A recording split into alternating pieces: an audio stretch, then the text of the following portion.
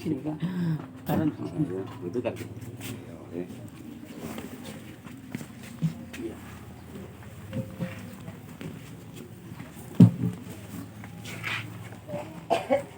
Bismillahirrahmanirrahim. Assalamualaikum warahmatullahi wabarakatuh. Waalaikumsalam warahmatullahi wabarakatuh.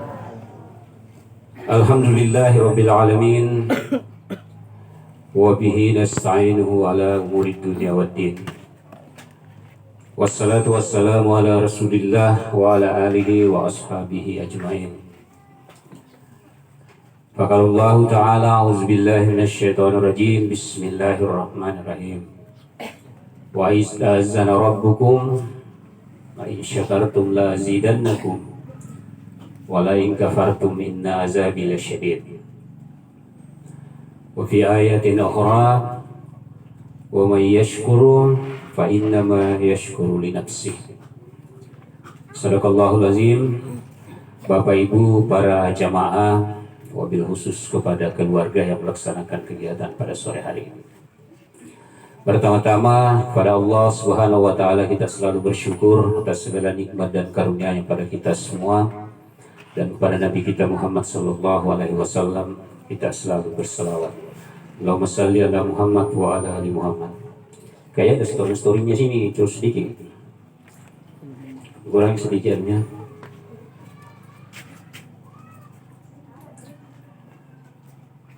Alhamdulillah pada kesempatan ini kita bertemu. Tidak ada jika hajatnya ini keluarga. Pengajian biasa ini. Hah? Pengajian biasa?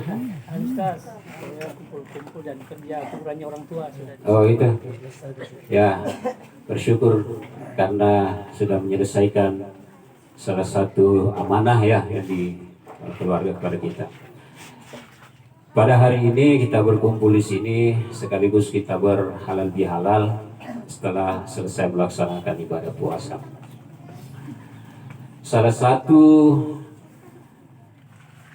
amalan yang paling utama dan sangat utama setelah kita selesai berpuasa itu adalah ketika seseorang itu mampu mengendalikan hawa nafsunya dari perkara-perkara yang bisa membuat maksiat, berbuat dosa, dan melakukan kesalahan-kesalahan. Jadi, untuk mengukur ibadah yang kita lakukan di bulan puasa itu, bagaimana manifestasinya setelah kita berpuasa, kita lihat dari keutamaan kita dan kemampuan kita mengendalikan diri, mengendalikan hawa nafsu, terhadap hal-hal yang bisa menimbulkan dosa dan maksiat sesudah puasa. Jadi kita bisa melihat bahwa orang yang berhasil ibadahnya di bulan Ramadan adalah orang yang setelah puasa, setelah Ramadan mampu mengontrol dirinya, mampu mengontrol nafsunya, mampu mengontrol keinginannya untuk tidak diperturutkan, apalagi dalam hal berbuat dosa dan maksiat kepada Tuhan. Sementara sebaliknya, mengukur nilai ibadah seseorang pada saat bulan suci Ramadan itu bisa dilihat kalau orang tersebut tak mampu lagi mengontrol dirinya, tidak bisa lagi mengontrol hatinya, mengontrol nafsunya dalam melakukan perbuatan setelah dia selesai puasa. Jamaah yang dimuliakan Allah Subhanahu wa taala, kehadiran kita di tempat ini hanyalah kita berharap kita diakui oleh Allah sebagai hambanya yang selalu taat, patuh dalam melakukan berbagai macam peribadatan. Baik itu beribadah yang secara langsung berhubungan dengan Allah, maupun kita beribadah antar sesama umat manusia. Kita hanya butuh diakui bahwa kita ini hamba Allah yang beriman, patuh dan tunduk atas segala perintah Allah. Bapak Ibu yang saya hormati, sebelum Nabi Adam diciptakan oleh Allah, ada makhluk selain Adam yang pernah mendiami surga. Ya, itu yang dinamakan dengan iblis. Baru sekarang kita bilang iblis laknatullah. Ya, setelah dia membangkang atas perintah Allah, baru dia dikatakan laknatullah. Iblis laknatullah. Selalu kita bilang iblis laknatullah. Kenapa? Karena dia membangkang satu perintah Allah. Bagaimana kalau manusia yang membangkang lebih dari satu perintah Allah? Apa dia bisa dikatakan si fulan laknatullah? Ya, kira-kira kayak syarikat alam rebak ki batu ke di pekadangi bacok laknatullah. Ya, bacok yang dilaknat Allah. Padahal dia sudah melanggar lebih dari satu perintah Allah. Iblis ini melanggar satu perintah Allah, tapi dia sudah bergelar laknatullah. Iblis yang dilaknat Allah Subhanahu wa taala. Nah, sebelum Adam diciptakan, iblislah penghuni surga. Jadi jangan nih kita bertanya tentang iblis bahwa apakah itu iblis bisa mengaji, bisa berzikir, bisa memuji Allah, bisa bertahmid, bertahlil, lebih dari itu. Ya, pengetahuan tentang agama, zikirnya iblis jauh lebih hebat dibanding Nabi Adam sebelum dia diciptakan. Dialah penghuni surga sesungguhnya yang zikirnya tidak ada putusnya kepada Allah Subhanahu wa taala. Lalu mengapa kemudian dia membangkang? Hanya karena persoalan tidak menerima kehadiran makhluk lain yang bisa mengimbangi zikirnya iblis. Muncullah kesombongan, muncullah takabur, muncullah angkuh di dalam hatinya. Karena kalau ada makhluk yang lain yang Allah ciptakan di dalam surga, yang dikhawatirkan oleh iblis itu bahwa makhluk tersebut nantinya akan menjadi saingan besarnya, saingan berat bagi dirinya untuk berzikir kepada Allah Subhanahu wa taala. Inilah yang menyebabkan keangkuhan dan kesombongan yang timbul di dalam dirinya. Ya, diusirlah dia keluar dari dalam surga. Jadi kesombongan itu, keangkuhan itu, merasa ego itu, merasa selalu tinggi, merasa selalu hebat, pada akhirnya membuahkan malapetaka dan kecelakaan bagi diri orang tersebut. Ya, ini sudah berlaku bagi iblis. Kesombongan, keangkuhan, takabur, merasa diri hebat dan merasa diri dia yang paling tinggi, berbuah kecelakaan bagi dirinya, berbuah musibah bagi dirinya. Hasilnya apa? Sesuatu yang tidak baik menimpa dirinya, diusir keluar dari surga. Jadi kita sebagai manusia diberi contoh oleh makhluk ini. Nah, bengki perumpamaan te iblis bahwa tai guna-gunaan atau takabur, tai guna-gunaan atau sombong, tidak ada gunanya itu angkuh, tidak ada gunanya itu merasa diri hebat bahwa kita dari sana tahu. Pada akhirnya akan jatuh ke tempat yang paling rendah. Masih ingat sejarahnya pohon kelapa dengan buah labu? Ada itu sejarahnya. Ya, yang sejarahnya tuh buah kaluku, nah labu ya labu. Ya, dibawa labu tumbuh, udah pohon kelapa menjulang naik tinggi di dekatnya. Dalam sejarahnya itu, umal itu kaluku, menjaga itu kaluku. Umum menangi ikut tulau. Ya kalibo. Ya kalibo. Yang oleh sederhana kita pahami kalibo ya. Kalibo jadi menjaga itu kaluku. Umum menangi ikut tu kalibo. Ibarat dekat tu kalibo. Oh ini mau dikau maikin lama. Tak kau mau tu kaluku. Ya bila to magur-gur ko kende jauh. Tiro kali aku sangat he. Dia karena sama warani ganggu, nah sahabat topo lah jauh. Nah ini sudah mulai ini kelihatan keangkuhan ini, kesombongan kan. Kau tiru aku jauh copoy, tapi warani ganggu. Jadi letar untuk kalimun, sobat lama mijong. Iya kau nasanga jiong kau nasanga lendu tahu lah sembah aku, lendu tahu lah sunjuk aku, lendu tahu lah kambutu aku. Mendau nasanga lendu, oyong ngadu kau nasanga. Nah sahabat rendah posisi. Nah lambi waktu na kebun nabela arampo, kau kebun nabela. Kalau sudah melakukan ukuran tem bawa kalibo soal kanuku sahabat orang kandai hutan santang. Ya, jadi nagawa bicara kok. Mana kau bicara nanti kaluku dari alam. Tadi bisa tu mereka ate. Tadi bela mateka nana di ante kaluku jauh. Jadi jaga cara bagaimana caranya supaya bisa kuturunkan ini benda. Dan saya tidak berani mempanjat ke atas. Akhirnya ngalah patung, main cacai. Ya, nasondong. Ya nasondong itu kaluku. Nasondong itu kaluku. Apa itu may patosok? Lihat itu kalibu, matubar ko. Wah, dami yung putana, mapaan itu polo, cuma disondong taruh.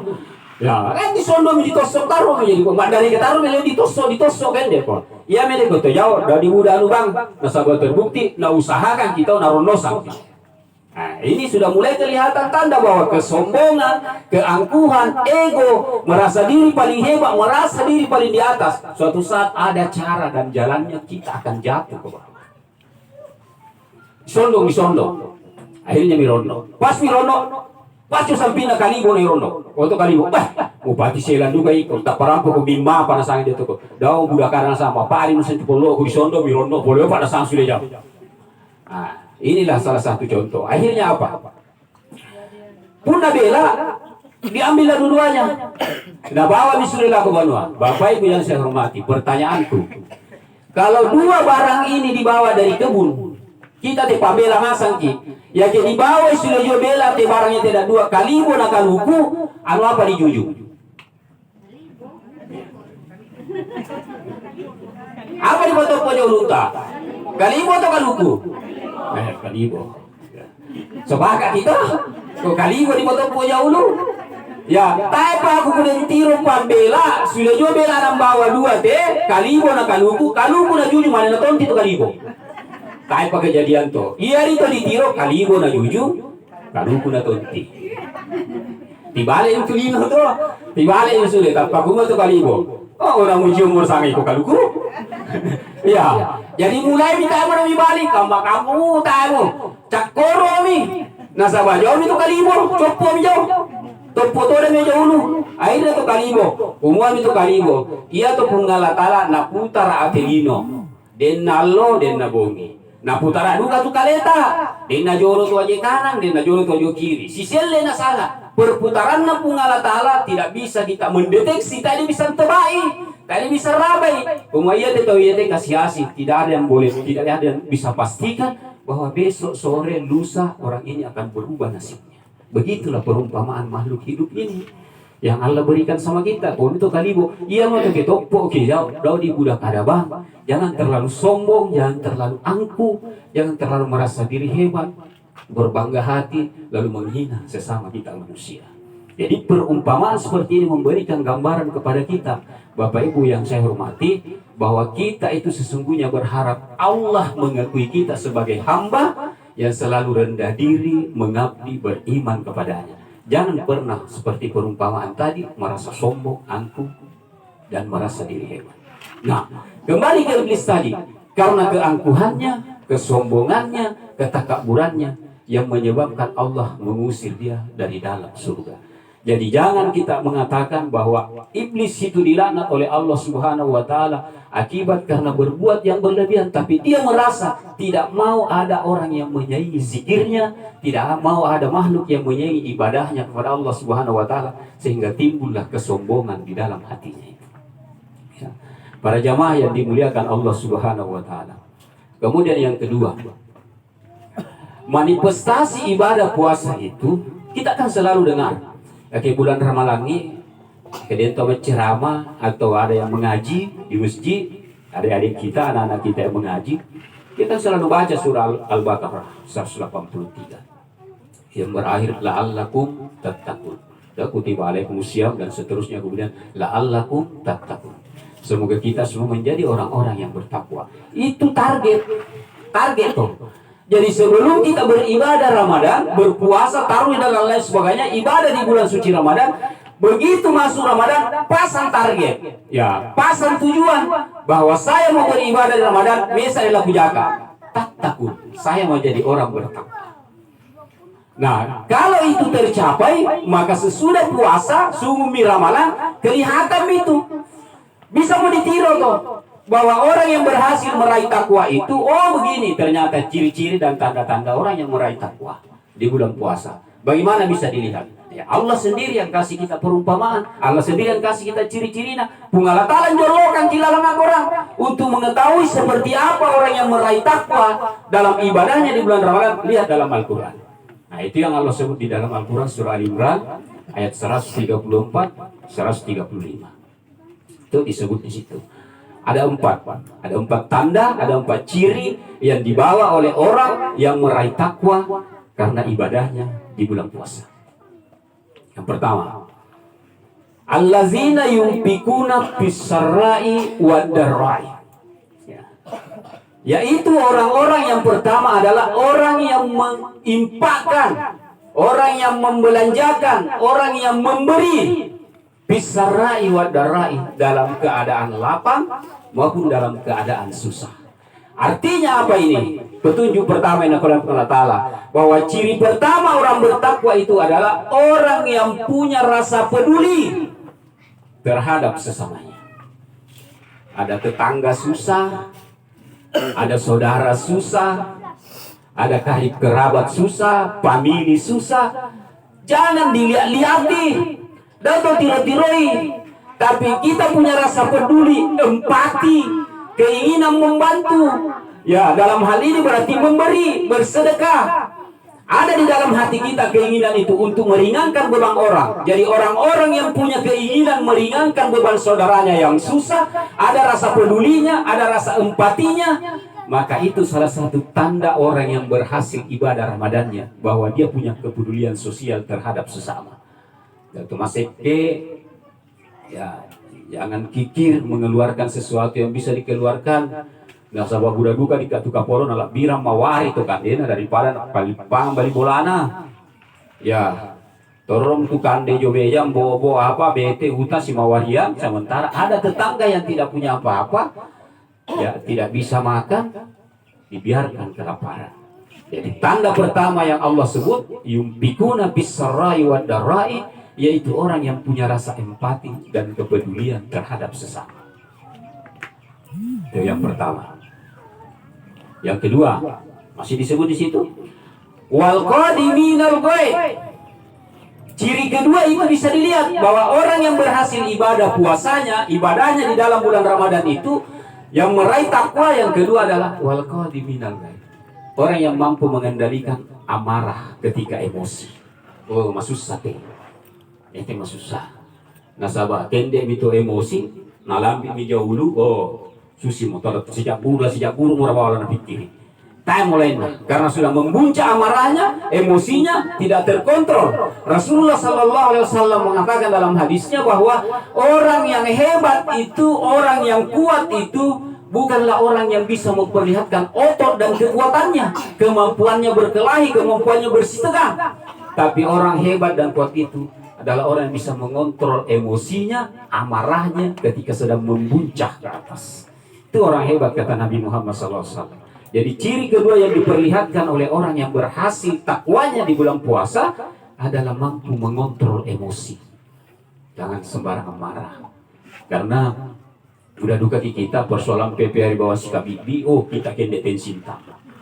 Ya, dan itu anak-anak tidak bisa kita hindari.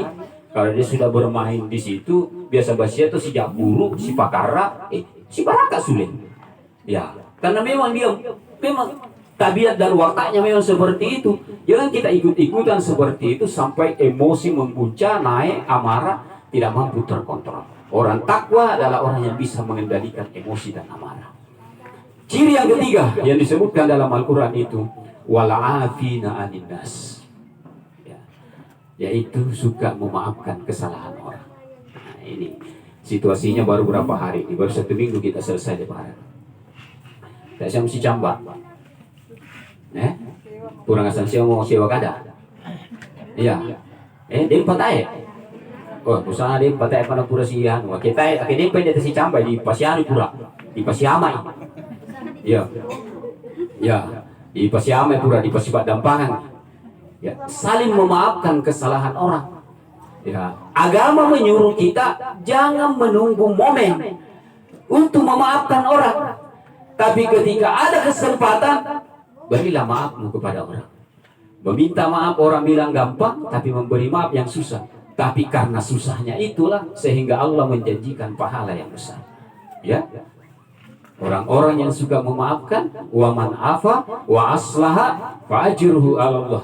Siapa yang memaafkan kesalahan orang, mengikhlaskan kesalahan orang, memberikan pemaafan orang yang bersalah kepadanya, fajruhu 'ala Allah, maka di sisi Allah ada pahala yang begitu besar sekali. Maka sejarahnya pernah diceritakan Nabi Muhammad SAW. Karena sejarahnya itu Nabi pernah bercerita di hadapan sahabat-sahabatnya. Jadi Nabi itu kadang tertawa, kadang menangis. Sebentar-sebentar tertawa, sebentar-sebentar keluar air matanya. Ya, kemudian sahabat bertanya, ya Rasulullah, apa yang terjadi? Kenapa sebentar-sebentar tertawa, sebentar-sebentar keluar air mata? Kemudian Nabi menjawab bahwa malaikat Jibril turun di sisiku. Jibril bercerita, ya itu Nabi tawa, kadang-kadang ditawa, kadang-kadang semua matanya. Karena itu ceritanya Jibril kadang-kadang membuat dia tertawa dan kadang-kadang membuat air matanya keluar. Jadi Jibril bercerita kepada Rasulullah. Rasulullah ceritakan kepada sahabatnya bahwa ia nasang mangkat tujolondin pun Allah Ta'ala.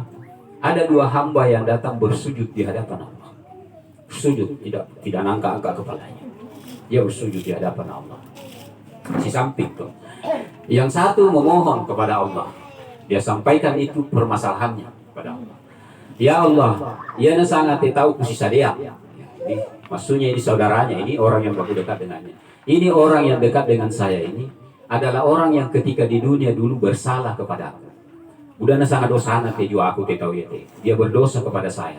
Maka pada hari ini Allah, saya mohon kepadamu alang ngasam menasangat tu kamaweluanna.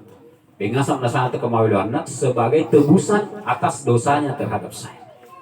Kuma pun Allah Ta'ala. Nah apa mulai dibengangku? Nah tidak ada sedikit pun lagi kebaikan yang tersisa di dalam hati saudaramu. Tak lupa apa capu mo. Capu ngasa mana pakai makamaja. Kabudanganna kesalahanna, kabudanganna dosa nanti semua nemu saudaramu. Tidak ada lagi tersisa kebaikan sedikit pun bagi dirinya untuk dibayar ke kamu. Jadi apa mulai dibengangku? Nah tak lupa apa capu untuk kebaikan. Ya. Akhirnya dia mengadu. Aki susi pada itu dosa aku baru bengi. Ya. Ambillah ini dosaku, biar dia pikul saja ini saya punya kesalahan, karena tidak ada kebaikan yang bisa saya ambil. Ambil saja dosaku, timpakan saja dosaku kepadanya ya Allah. Allah kemudian menyuruh dia angkat kepalanya. Angkat kepala, artinya bangun dari sujud. Begitu angkat kepalanya, langsung kelihatan di depannya istana besar. Istana besar yang dibuat dari emas, perak, permata. Itu berkilau, bertahta semua itu. Di istana besar. Orang ini kemudian berkata, ya Allah, siapakah pemilik istana ini? Nabi yang mana yang akan masuk ke istana ini? Orang saleh mana? Orang mukmin yang mana? Orang seperti apa kebaikannya yang akan memasuki istana yang sebesar ini? Allah kemudian menjawab bahwa minna nasangan bisa ngali, bisa bajai yang utama. Siapa yang mampu bayar, dia yang punya itu istana. Ya, di Bali ini orang mana yang sanggup ya Allah? Ya, nabi mana yang bisa? Orang saleh mana yang bisa? Adakah di antara hambamu yang bisa bayar harganya itu istana? Karena dia kira teh bayar istana tadi wasulina teh. Seberapa besar biaya yang harus dikeluarkan untuk membayar istana ini ya Allah? Rumah pun Allah Ta'ala, kamu pun juga bisa. Bisa juga kau nasang baca ini, bisa kau ngali istana itu. Akhirnya dia berkata, dengan apa saya harus membayarnya? Rumah pun Allah Ta'ala, pandanglah itu saudara yang di samping. Tanggap sangat itu semenemu di sampingmu. Ya, kamu bisa membayar istana itu hanya dengan memberikan maaf kepada saudaramu yang di sampingmu. Langsung bersujud. Ya, bersujud kepada Allah.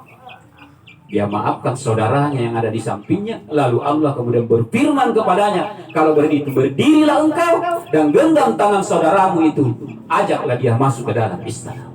Nah ini sejarah ini yang diceritakan Rasulullah kepada kita semua, bahwa ternyata memberi maaf itu, kesalahan orang dimaafkan, istana yang Allah siapkan buat kita di akhirat. Ya, istana yang megah, balasan orang-orang yang selalu memaafkan kesalahan orang.